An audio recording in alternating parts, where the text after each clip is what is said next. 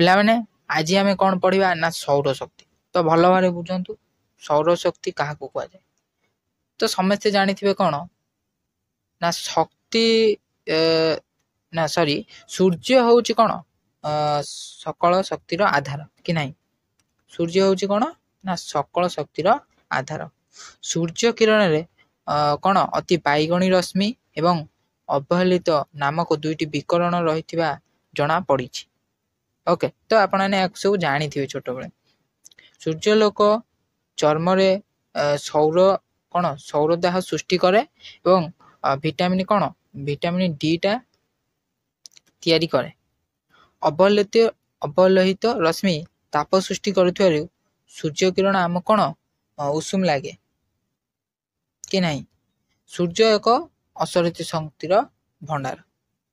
ତ ଆମେ କ'ଣ ଜାଣିଲେ ଯେ ସୌରଶକ୍ତିଟି ହେଉଛି କ'ଣ ସୂର୍ଯ୍ୟ ହେଉଛି ଏକ ଶକ୍ତିର ଆଧାର କି ନାହିଁ।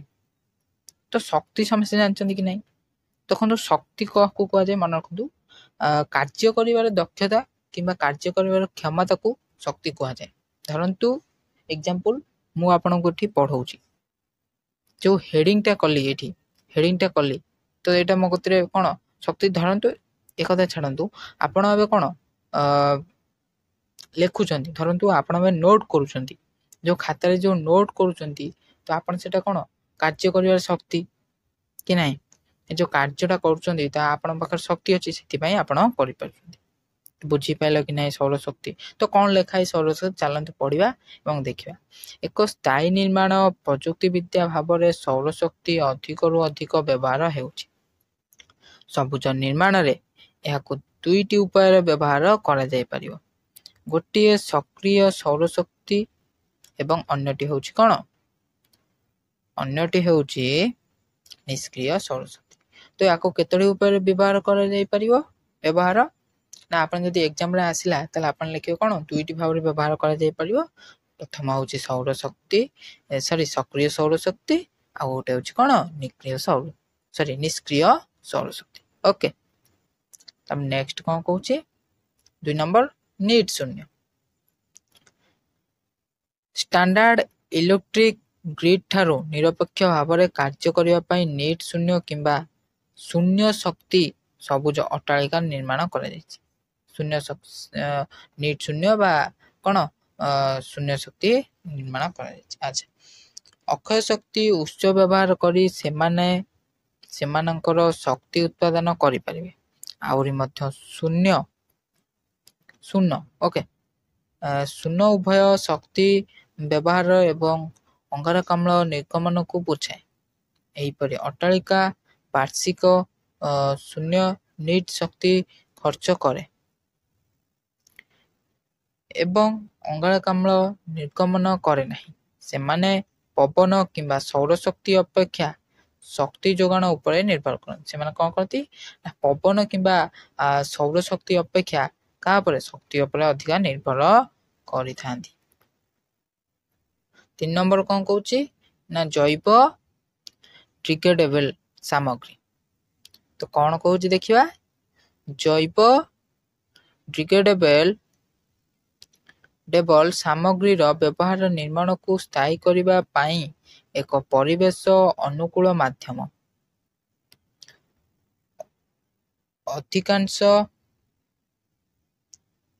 ଅଧିକାଂଶ ପ୍ରାରମ୍ଭିକ ନିର୍ମାଣ ସାମଗ୍ରୀ ବର୍ଜ୍ୟବସ୍ତୁ ଏବଂ ବିଷାକ୍ତ ରାସାୟନିକ ପଦାର୍ଥ ସଂଗ୍ରହକୁ ନେଇଥାଏ, ଯାହା ମଧ୍ୟରୁ ଅଧିକାଂଶ ଭାଙ୍ଗିବାକୁ ଶହ ଶହ ବର୍ଷ ଲାଗିଥାଏ ଏବଂ ସେମାନେ ଖରାପ ହେବା ପରେ ମଧ୍ୟ ସେମାନେ ପରିବେଶକୁ ଦୂଷିତ କରନ୍ତି ଏବଂ କ୍ଷତି କରନ୍ତି। ଆଚ୍ଛା, ତାପରେ ନେକ୍ସଟ କ'ଣ କହୁଛି। ସହଜରେ ଜୈବ ଡିଗ୍ରେଡେବଲ୍ ସାମଗ୍ରୀ ଯେପରିକି ସ୍ଥାୟୀ ଭାବରେ ସୋଡ଼ସ୍ ବାଉଁଶ କାଠ ଆଉ କ'ଣ ମାଇସେଲିୟମ୍ କ'ଣ ଏକ ପ୍ରକାର କ'ଣ ଫଙ୍ଗସ୍। ମାଇସେଲିୟମ୍ଟା କ'ଣ ମନେ ରଖିବେ ଏକ ପ୍ରକାର ଫଙ୍ଗସ୍। କ୍ୟାଲସିକଲିୟମ୍ ଏବଂ ଜୈବ ରଙ୍ଗ ଲ୍ୟାଣ୍ଡଫିଲ୍ରେ ଶେଷ ହେବାକୁ ଶେଷ ହେବାକୁ ପଡ଼ିବ ନାହିଁ।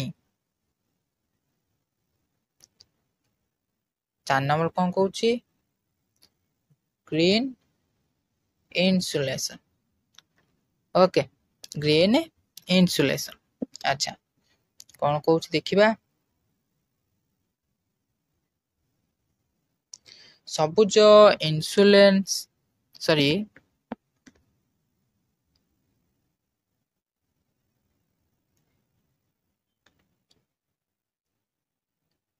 ଗ୍ରୀନ୍ ଇନ୍ସୁଲେସନ୍। ସବୁଜ ଇନ୍ସୁଲେସନ୍ ଏକ ସ୍ଥାୟୀ ନିର୍ମାଣ ପ୍ରଯୁକ୍ତିବିଦ୍ୟା ବୋଲି ପ୍ରମାଣିତ ହୋଇଛି, କାରଣ ଏହା ଅକ୍ଷୟ ନବୀକରଣ ସାମଗ୍ରୀରୁ ନିର୍ମିତ ଉଚ୍ଚ ସମାପ୍ତିର ଆବଶ୍ୟକତାକୁ ଦୂର କରିଥାଏ। ଏହା ପୁରୁଣା ଏବଂ ବ୍ୟବହୃତ ସାମଗ୍ରୀ ବ୍ୟବହାର କରି ଏକ ସମାଧାନ ମଧ୍ୟ ପ୍ରଦାନ କରେ, ଯେପରିକି ଡେନିମ୍ ଏବଂ ଖବରକାଗଜ। ଅନ୍ୟ ଅର୍ଥରେ ଗ୍ରୀନ୍ ଇନ୍ସୁଲେସନ୍ କାନ୍ଥକୁ ଧାଡ଼ି କରିବା ପାଇଁ ପୁନଃବ୍ୟବହୃତ ସାମଗ୍ରୀ ଭାବରେ ବ୍ୟବହାର କରେ କି ନାହିଁ।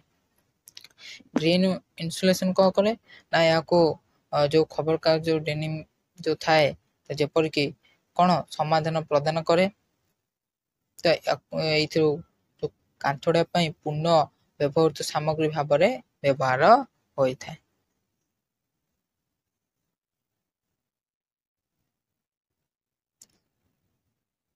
ଆଚ୍ଛା, ତାପରେ କ'ଣ ଦିଆଯାଇଛି 5 ନମ୍ବର?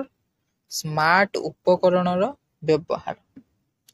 ଘର ଏବଂ ବାଣିଜ୍ୟିକ ଅଟ୍ଟାଳିକା ଦୁନିଆରେ ସବୁଠାରୁ ଅଧିକ ଶକ୍ତି ଖର୍ଚ୍ଚ କରେ କି ନାହିଁ। ଘର ବାଣିଜ୍ୟ ଠାରୁ କ'ଣ ଅଧିକ ଶକ୍ତିଟା ହିଁ ଖର୍ଚ୍ଚ କରେ। ଏହି କାରଣରୁ ଏହା ସ୍ଥାୟୀ ନିର୍ମାଣ ପ୍ରଯୁକ୍ତିବିଦ୍ୟାର ଏକ ଅଂଶ ଭାବରେ ସ୍ମାର୍ଟ ଉପକରଣ ବ୍ୟବହାର ଆବଶ୍ୟକ କରେ। ସ୍ଥାୟୀ ନିର୍ମାଣ ପ୍ରଯୁକ୍ତିବିଦ୍ୟା ଶକ୍ତି ସଞ୍ଚୟ ଏବଂ ଦକ୍ଷ ଉପକରଣଗୁଡ଼ିକର ସ୍ଥାପନ ଉପରେ ଗୁରୁତ୍ୱ ଦେଇଥାଏ। ତ ସ୍ମାର୍ଟର ଉପକରଣ କ'ଣ ନା ଯେଉଁ ଅଧିକ ସ୍ଥାୟୀ ଉପରେ ହିଁ ଖର୍ଚ୍ଚ ହୋଇଥାଏ। ଓକେ, ସେ କ'ଣ ହେଇଥାଏ ନା ଶକ୍ତି ସଞ୍ଚୟ ଦକ୍ଷ ଗୁଡ଼ିକ କ'ଣ ସ୍ଥାପନ ଉପରେ ଅଧିକ ଗୁରୁତ୍ୱ ଦେଇଥାଏ। ତାପରେ କ'ଣ କହୁଛି? ମାଇକ୍ରୋ ଚୁଲି, ସ୍ମାର୍ଟ କିଟ୍ ରେଫ୍ରିଜରେଟର, ଡିସ୍ ୱାଶର ଏବଂ ୱାସିଂ ମେସିନ୍ ପରି ଉପକରଣ ଗୁଡ଼ିକ ଏହିପରି ସ୍ଥାୟୀ ପ୍ରଯୁକ୍ତିର ଉଦାହରଣ। ଏଗୁଡ଼ା ସବୁ କ'ଣ ତାର ସବୁ ଉଦାହରଣ ବା ଏକ୍ଜାମ୍ପଲ୍ ସବୁ ଦେଇଛି। ମାଇକ୍ରୋ ଚୁଲି, ସ୍ମାର୍ଟ କିଟ୍ ରେଫ୍ରିଜରେଟର, ଆମର ଡିସ୍ ୱାଶର, ୱାସିଂ ମେସିନ୍, ଏଗୁଡ଼ାକ କ'ଣ ତାର ସବୁ ଉଦାହରଣ। ଏହି ଟେକ୍ନୋଲୋଜି ଶୂନ୍ୟ ଶକ୍ତି ଘର ତଥା ବ୍ୟବସାୟିକ କୋଠା ପ୍ରତିଷ୍ଠା ପାଇଁ ଲକ୍ଷ୍ୟ ରଖାଯାଇଛି। ଏସବୁ କ'ଣ ସବୁ କିଛି କୋଠା ଘରେ ଯେଉଁ ପ୍ରତିଷ୍ଠା ହୋଇସାରିଲା ପରେ ଆମର ଯେଉଁ କ'ଣ ଏସବୁ ରଖାଯାଏ କି ନାହିଁ। ଆଚ୍ଛା, ଯୋଉ କହୁଛି ସ୍ମାର୍ଟ ଉପକରଣର ବ୍ୟବହାର, ଏବେ ସବୁ କ'ଣ ସ୍ମାର୍ଟ ହେଇସାରିଲାଣି ସବୁକିଛି। ତ ସେଥିପାଇଁ ସବୁର ଉପରେ ଶକ୍ତିର ସଞ୍ଚୟ କି ନାହିଁ। ଆଚ୍ଛା, ତ ସେ କ'ଣ ଅଧିକା ଏକ୍ଜାମ୍ପଲ୍ ହିଁ ଦେଇଥାଏ। ଯେଉଁ ସ୍ମାର୍ଟ କି ରେଫ୍ରିଜରେଟର, ଆମର ଡିସ୍ ୱାଶର, ତ ଏସବୁ। ଓକେ, ତାପରେ କ'ଣ ଦେଇଛି ନା ଶୀତଳ ଛାତ। ଓକେ, ତ ଶୀତଳ ଛାତ ଆମେ ନେକ୍ସଟ ଭିଡ଼ିଓରେ ପଢ଼ିବା। ଆଜି ପାଇଁ ଥିଲା ଏତିକି ଭିଡ଼ିଓ। ଯଦି ଭିଡ଼ିଓଟି ଭଲ ଲାଗିଥିଲା ତାହେଲେ ଭିଡ଼ିଓକୁ ଲାଇକ୍ କରିବେ। ଏଭଳି ଆଗକୁ ଭିଡ଼ିଓ ଦେଖିବା ପାଇଁ ଚ୍ୟାନେଲକୁ ସବସ୍କ୍ରାଇବ୍ କରିବେ। ଯଦି ଟେଲିଗ୍ରାମରେ ଜଏନ୍ ଟେଲିଗ୍ରାମରେ ଜଏନ୍ ହୋଇଯିବେ। ଜୟ ହିନ୍ଦ, ବନ୍ଦେ ମାତରମ୍।